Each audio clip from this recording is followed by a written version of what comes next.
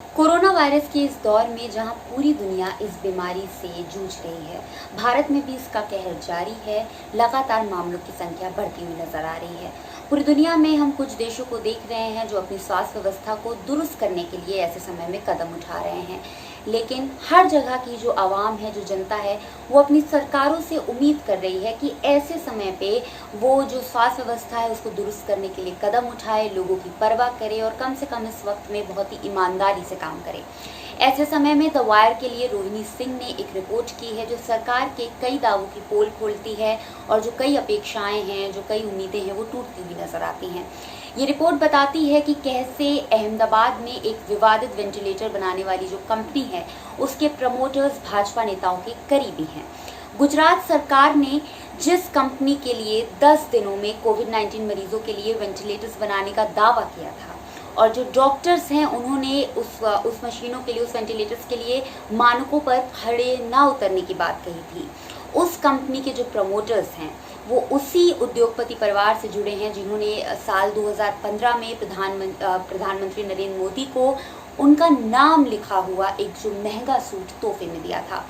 रोहिणी सिंह की ये जो रिपोर्ट है, इसके जरिए हम आपको बताएंगे कि कोरोना वायरस के ऐसी गंभीर समय में किस तरह से लोगों की स्वास्थ्य को ताक पे रखा गया है और ये जो पूरी गड़बड़ी है इसके पीछे की कहानी क्या है और ये जो कंपनी है उसका पॉलिटिकल कनेक्शन क्या है।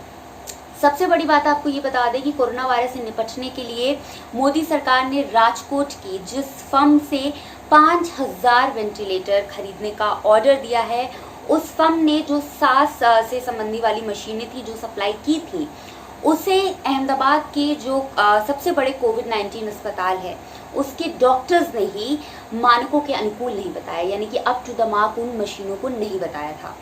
अब जो दूसरी बड़ी बात है वो ये है कि इस फर्म के जो अभी प्रेजेंट में और जो पहले के जो फॉर्मर प्रमोटर हैं उनके भाजपा के टॉप नेताओं के वो काफ़ी नज़दीकी हैं, काफ़ी करीबी हैं और इनमें से कम एक उद्योगपति जो परिवार है वो उद्योगपति का परिवार है जो प्रधानमंत्री नरेंद्र मोदी को तोहफे में मिले जो उनके नाम का जो मोनोग्राम वाला एक महंगा सूट था, उस विवाद से लेकर के वो परिवार जुड़ा हुआ है। गुजरात सरकार की जो प्रमुख स्वास्थ्य सचिव हैं जयंती रवि, उनके अनुसार ये जो 5000 वेंटिलेटर्स का जो ऑर्डर किया गया है इसे सरकार द्वारा संचालित HLL जो लाइफ केयर है उसने किया है, उसके द्वारा ये ऑर्डर किया गया है और ऐसा मुमकिन है कि इस ऑर्डर की जो पेमेंट है वो पीएम केयर्स फंड से दी गई है और जिसके बारे में इस महीने की शुरुआत में बताया गया था कि इस फंड का जो 2000 करोड़ रुपए है उसे 5000 लगभग 50,000 जो मेड इन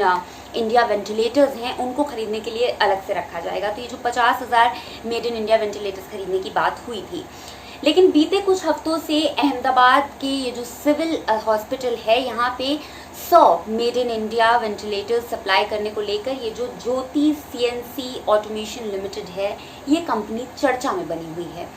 और जो इसके प्रमुख हैं और जो MD हैं, मैनेजिंग डायरेक्टर हैं पराक्रम सिंह जडेजा, इनको मुख्यमंत्री विजय रूपानी का बहुत ही करीबी माना जाता है, नज़दीकी माना जाता है। हालांकि कुछ समय बाद ही जब ये डिलीवरी हुई थी, इस कंपनी ने जो वेंटिलेटर्स हैं जिनको धमन 1 कहा जा रहा है जो भेजे थे, इस अस्पताल के डॉक्टर्स ने कहा था ये कोविड-19 के मरीजों के लिए अनुकूल नहीं है, ये एप्रोप्रिएट रिजल्ट्स नहीं दे रहे हैं, लेकिन गुजरात सरकार इसे अपनी बड़ी उपलब्धि बता करके प्रचारित करती रही। बाकी जगहों के मुकाबले अहमदाबाद में जो मरने वालों की संख्या है कोरोना वायरस से वो बहुत ज़्यादा है। आपको बता दें हालात इस कदर हैं यहाँ पे कि अहमदाबाद मिरर ने इस हफ्ते की शुरुआत में एक रिपोर्ट की थी और जिसमें बताया था कि गुजरात के सबसे बड़ा जो अस्पताल है उसके डॉक्टर्स ने इन वेंटिलेटर्स को कहा था कि ये एक्सपेक्टेड रिजल्ट जो है सही नतीजे नहीं दे रहे हैं और सरकार से एक्चुअल वेंटिलेटर्स, उचित जो वेंटिलेटर्स हैं वो दिए जाने की मांग तक की थी। भूमिका सरकार की देखें तो अखबार ने ये भी बताया है कि इस बीच जो मशीनों को लेकर खुद विजय रूपानी जो है मुख्यमंत्री, उन्होंने दावा किया था कि ये सस्ती मशीनें हैं और मतलब महज 10 दिनों में तैयार की गई हैं, लेकिन इस दावे का जो समर्थन है वो गुजरात सरकार के डॉक्टर्स तक नहीं कर रहे थे, उन्होंने नहीं किया था। सिविल अस्पताल के, अब हम एक बयान बताएंगे, सिविल अस्पताल के जो एनेस्थीसिया विभाग के प्रमुख हैं डॉक्टर शैलेश शाह, उन्होंने इस बारे में क्या कहा था? उन्होंने कहा था कि अब तक धमन 1 का इस्तेमाल ज़्यादा नहीं किया गया है, बेहद कम मौक़ों पर किया गया है, क्योंकि जो हाई एंड वेंटिलेटर्स हैं वो पर्याप्त संख्या पे हैं। ये भी कहा था उन्होंने कि ये जो धमन 1 है ये हाई एंड वेंटिलेटर्स का अच्छा विकल्प बिल्कुल नहीं है, लेकिन जब ऐसी इमरजेंसी सिचुएशन है कि आपके पास कुछ भी ना हो, उस समय पे हाँ आप इसका इस्तेमाल किया जा सकता है। ये भी उन्होंने कहा था कि जिस तरह से कोरोना वायरस के जो संक्रमित हैं उनकी संख्या लगातार बढ़ रही है, इस पर निर्भर होना सही नहीं है। तो ये डॉक्टर्स जो हैं वो लगातार इस बात को कह रहे थे। अब तक इस राज्य में यहाँ पे देख रहे हैं हम कि इस तरह के 900 वेंटिलेटर्स जो हैं वो लगाए गए हैं, जिसमें से 230 जो हैं वो केवल अहमदाबाद सिविल अस्पताल में है। अब तक राज्य में इस तरह के 900 वेंटिलेटर्स लगाए गए हैं, जिसमें से जो 230 हैं वो केवल अहमदाबाद सिविल अस्पताल में लगाए गए हैं। अब इस पूरे मामले में जो विपक्षी कांग्रेस है उसने इसके बारे में न्यायिक जो जांच है वो करवाए जाने की मांग की है। कांग्रेस का कहना है कि सरकार ने जानबूझकर लोगों की जो जान है वो खतरे में डाली है, दांव पर लगाई है। अहमदाबाद मिरर की जो रिपोर्ट है वो ये भी बताती है, बहुत महत्वपूर्ण बात है ये, कि इन वेंटिलेटर्स को देश के ड्रग कंट्रोलर जनरल से लाइसेंस भी नहीं मिला था और इन्हें मुख्यमंत्री और उप मुख्यमंत्री द्वारा 5 अप्रैल को लॉन्च किए जाने से पहले इसका केवल एक व्यक्ति पर ही परीक्षण किया गया था। अब इस बारे में जब विवाद बहुत ज़्यादा बढ़ा तो गुजरात सरकार ने दावा किया है कि उन्होंने कभी भी ज्योति सीएनसी की मशीनों को वेंटिलेटर कहा ही नहीं, उनको नहीं बताया कि ये वेंटिलेटर। लेकिन हालांकि उनके द्वारा जो जारी प्रेस विज्ञप्ति थी उसमें अगर आप देखें तो इसे 9 बार वेंटिलेटर कहा गया है और इसे नरेंद्र मोदी की मेक इन इंडिया प्रोजेक्ट भी बताया गया है और इसको एक महत्वपूर्ण उपलब्धि बताया गया है। तो वेंटिलेटर शब्द का यूज़ हुआ था और इन मशीनों को लेकर जब प्रचार हुआ तो उसके बाद कुछ राज्यों ने कोविड-19 के जो हालात हैं उससे निपटने की तैयारी के मद्देनजर रखते हुए इसके ऑर्डर भी दे दिए। अब लेकिन 20 मई को पुडुचेरी के मुख्यमंत्री जो हैं वी नारायण सामी, उन्होंने ट्विटर पर लिखा कि वे उनके प्रदेश के लिए दिए गए धमन 1 मशीन के जो ऑर्डर हैं उसको रद्द कर रहे हैं। और अब आपको हम बताते हैं कि ये जो HLL टेंडर है इसके पीछे की आखिर पूरी कहानी क्या है। 20 मई को ही जो गुजरात की स्वास्थ्य सचिव हैं जयंती रवि, उन्होंने इन मशीनों की पैरवी करते हुए कुछ बातें कही थी। उन्होंने कहा था कि ये मशीनें जो हैं वो गुजरात सरकार की प्रयोगशाला से प्रमाणित किया गया है और सर्टिफाइड हैं ये, और ये कि ये जो सेंटर है, जो केंद्र है, उसके हाई पावर्ड प्रोक्योरमेंट कमिटी ने के भी सभी जो मानक हैं, जो पैरामीटर्स हैं, उनको पूरा करती है। तो ये बात उन्होंने कही थी।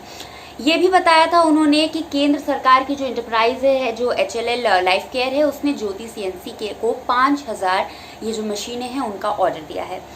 अब जैसा कि हमने आपको पहले भी बताया कि ये जो ऑर्डर है उसका ये उस टेंडर प्रक्रिया का हिस्सा हो सकता है जिसे मार्च 2020 के आखिर में HLL द्वारा जो शुरू की गई है, और इसका जो आर्थिक स्रोत है यानी कि जो पेमेंट है वो PM केयर्स फंड से हो सकता है, जिसके बारे में कहा गया था मई की शुरुआत में कि 50,000 जो वेंटिलेटर्स हैं, मेक इन इंडिया वेंटिलेटर्स जो हैं, उनके लिए 2000 करोड़ रुपए जो हैं वो अलग से रखे जाने की बात कही गई थी।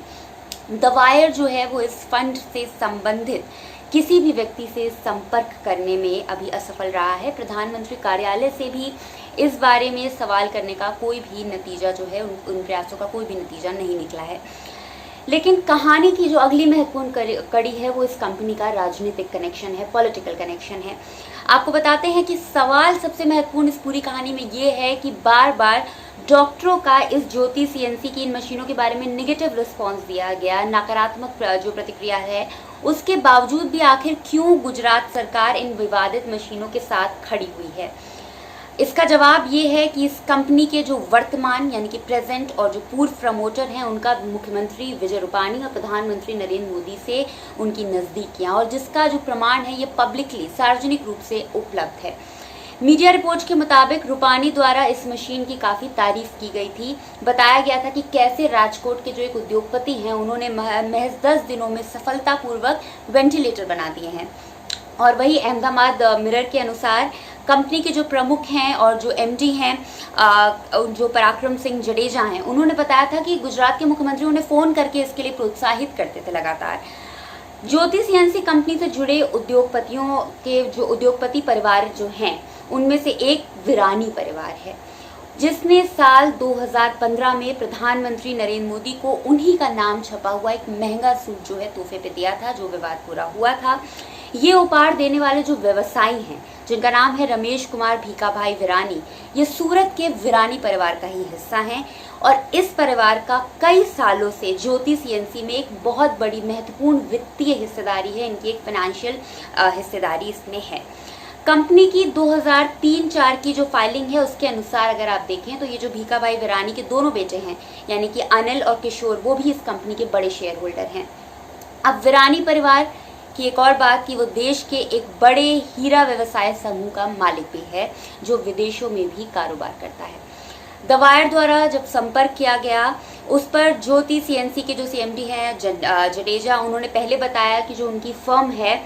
उसमें विरानी परिवार की लगभग 46% की भागीदारी है। फिर उनसे जब पूछा गया कि क्या ये वही विरानी परिवार है जिसने प्रधानमंत्री नरेंद्र मोदी को एक महंगा सूट उपहार में दिया था, तो उन्होंने दावा किया कि विरानी परिवार ने की जो हिस्सेदारी है वो वापस ले ली है उन्होंने, और जो नई फाइलें हैं, नवीनतम जो फाइलिंग है वो भेज देंगे। फिर उन्होंने कहा कि वो गाड़ी ड्राइव कर रहे हैं और वो अभी बात नहीं कर सकते, उन्होंने फ़ोन काट दिया। ईमेल में जो उनको सवाल भेजे गए उसमें जवाब में उन्होंने कहा है कि आज की तारीख में विरानी परिवार का कंपनी में कोई शेयर नहीं है। उन्होंने ये भी कह दिया है कि फरवरी 2020 में जो ज्योति सीएनसी की शेयर होल्डिंग संबंधित जो फाइलिंग है उसमें विरानी परिवार की जो हिस्सेदारी है वो फाइनेंशियल ईयर 2019 की है। इस परिवार की हिस्सेदारी खत्म किए जाने के संबंध में जब उनसे सवाल किया गया तो उन्होंने कोई स्पष्ट जवाब नहीं दिया। उन्होंने कहा कि वो गाड़ी ड्राइव कर रहे हैं, साथ में ये भी कहा कि ये विरानी परिवार का आंतरिक मामला है, इंटरनल मैटर है। द वायर ने विरानी परिवार के एक और अहम सदस्य जो हैं स्मिथ विरानी, जो हांगकांग में रहते हैं, उनसे भी संपर्क साधा। उनसे भी इस बारे में बातचीत करने की कोशिश की और उन्होंने कहा कि वो भारत में नहीं रहते हैं और इस बारे में कुछ भी जवाब नहीं दे सकते, टिप्पणी नहीं कर सकते हैं। जडेजा को इसके बारे में किए गए, इसके बाद जो भी कॉल्स किए गए, उन्होंने इसका जवाब नहीं दिया है और ना ही उन्होंने जो फाइलिंग भेजने की बात कही थी वो फाइलिंग भेजी है। वहीं जो किशोर विरानी से संपर्क करने पर कहा गया कि वो व्यस्त हैं। तो ये था पूरा मामला कि किस तरह से कोरोना वायरस जैसी गंभीर जो बीमारी है उससे पूरा देश जूझ रहा है। अलग अलग समय में स्वास्थ्य व्यवस्थाओं को दुरुस्त करने की बात हो रही है, कभी वेंटिलेटर्स की बात हो रही है तो कभी वैक्सीन की बात हो रही है, लेकिन उस समय में भी लोगों की स्वास्थ्य को ताक पर रख करके क्या इसके पीछे की जो बैक स्टोरी है, क्या गड़बड़ी की गई है और इस गड़बड़ी के पीछे का पॉलिटिकल कनेक्शन क्या है। द वायर के और वीडियोस देखने के लिए सब्सक्राइब करें और बेल आइकन पर क्लिक करें। स्वतंत्र पत्रकारिता की आर्थिक मदद करने के लिए डिस्क्रिप्शन में दिए गए लिंक पर जाएं और अपनी राशि चुनें।